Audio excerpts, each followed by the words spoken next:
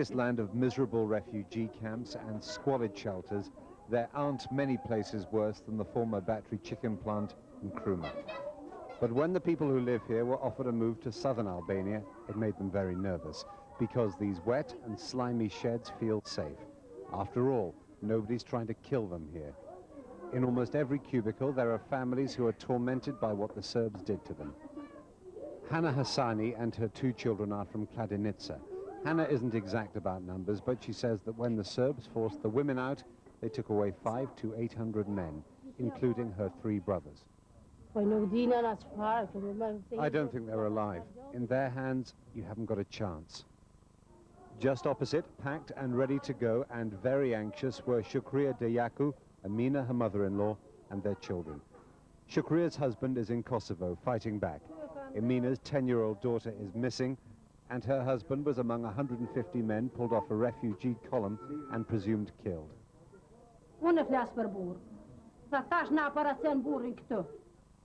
They threatened to cut his throat and took him away. Then we heard machine guns firing for 10 minutes. But it's been okay here, they said. They brought us food. We don't have men, though. We'll have to do what the others decide. Outside the sheds, there was a problem. Most of the refugees, reluctantly, had agreed to move to a city in the south. But the Albanian authorities wanted to send them somewhere else, to a place these people knew nothing about. The man from the UNHCR got on his radio. This is a question of credibility for UNHCR.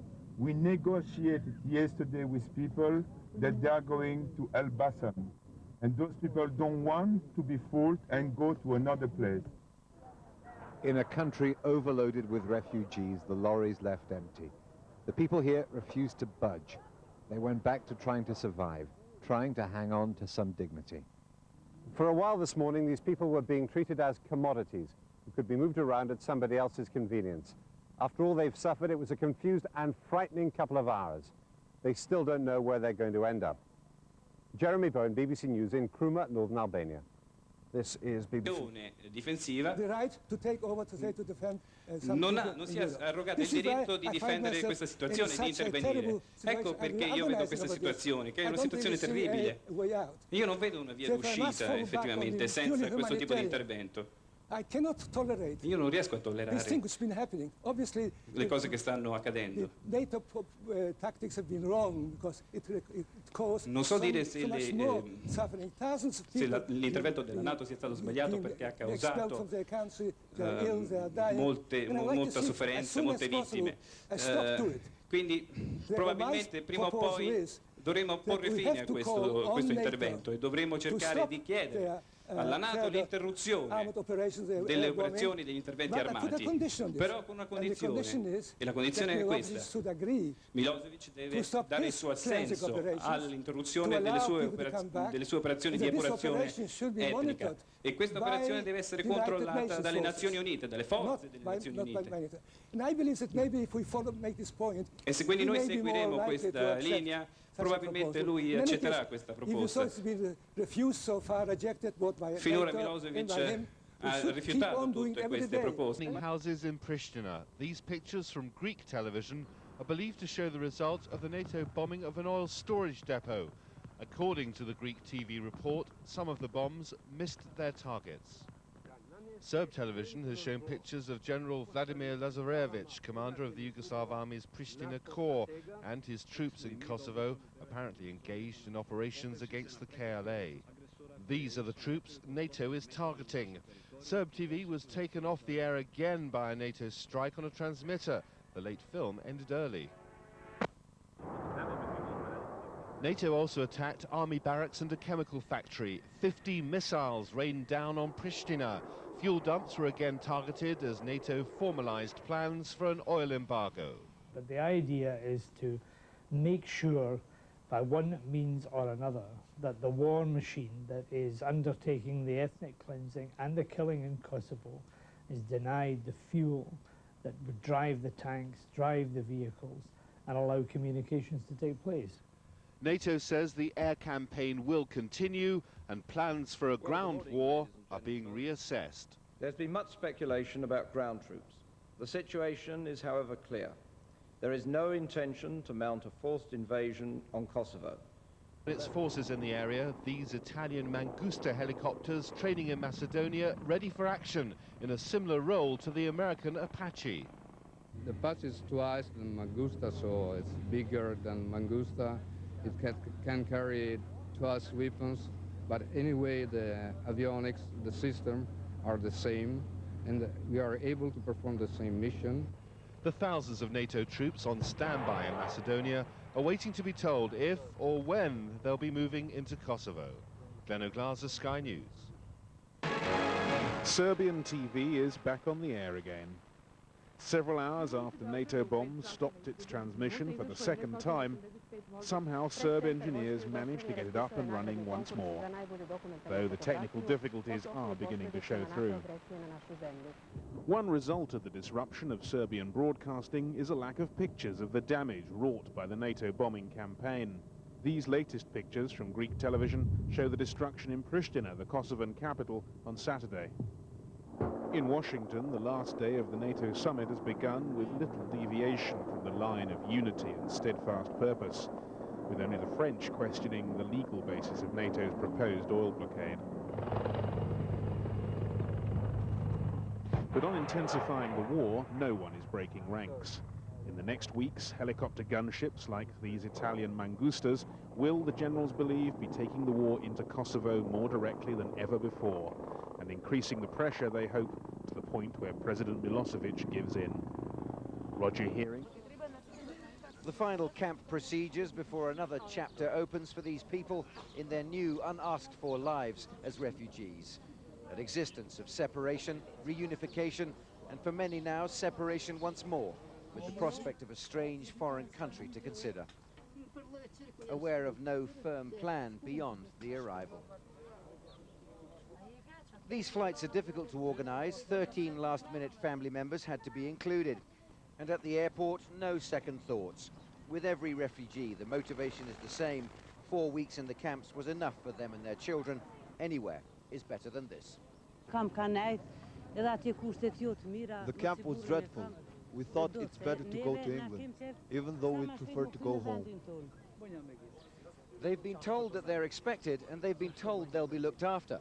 The rest is a leap into the unknown. But even that small glimmer of hope is enough to raise smiles and waves from this group of Kosovar Albanians on their first flight to Leeds in England. This is by no means the happy ending. Sadly, it's just another stage in a long and distressing journey that every person on this flight hopes and is still convinced will finally end back in a home in Kosovo. But plans for that future are being made and fought over far away in Brussels and Washington. Andrew Wilson, Sky News, Skopje, Macedonia. We are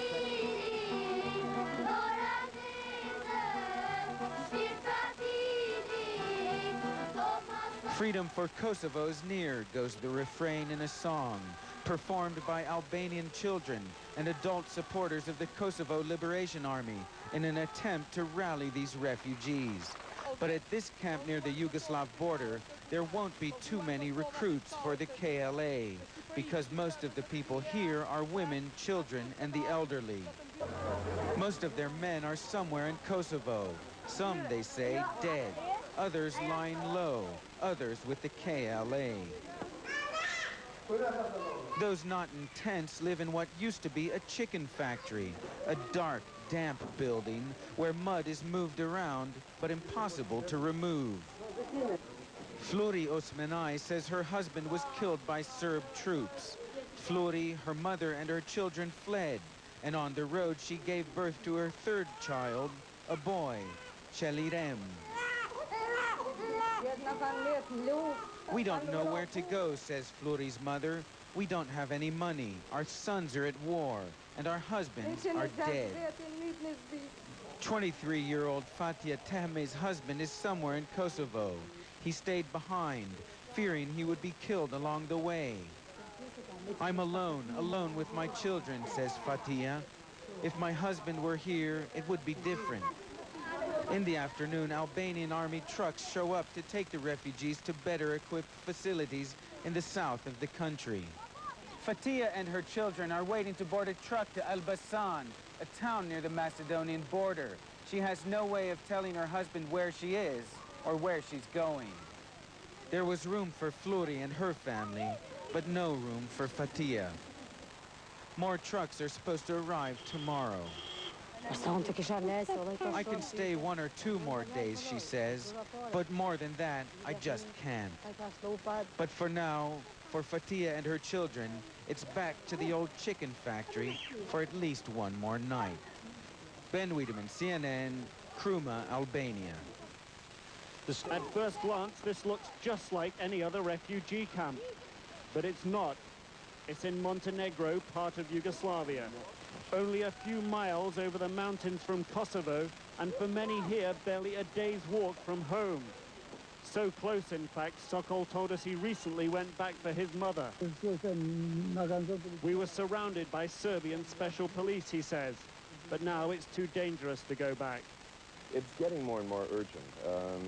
The situation, both for security and for their health in that kind of an environment, requires immediate attention to relocate them. The conditions here are miserable at best. Materi shows us the rain-soaked floor of her tent. 12 people from 2 different families live in here. She says she would give anything to go back home. Now, into their 2nd week, life for the 1,600 or so in the camp is settling into a routine, albeit a dirty one. Daily chores done mostly outside, wood cut to feed the communal stoves, food cooked to feed the children, pots washed, ready to start the process again. Laundry too, courtesy of the ice melt stream. Shoes, shirts, trousers cleaned by hand in the freezing water. Then the repairs. Visiting Montenegrin aid officials say they're too stretched to cope. We must make conditions for these people to go home, because Montenegro is crowded with refugees. 20% of the people in Montenegro are refugees. The government, too, says the 10 million a month the refugees cost is a burden it can ill afford. It's becoming a home of sorts, providing sanctuary in a new routine. A routine, however, that everyone here hopes won't last too long. Nick Robertson, CNN, Rojai, Yugoslavia. Coming up on World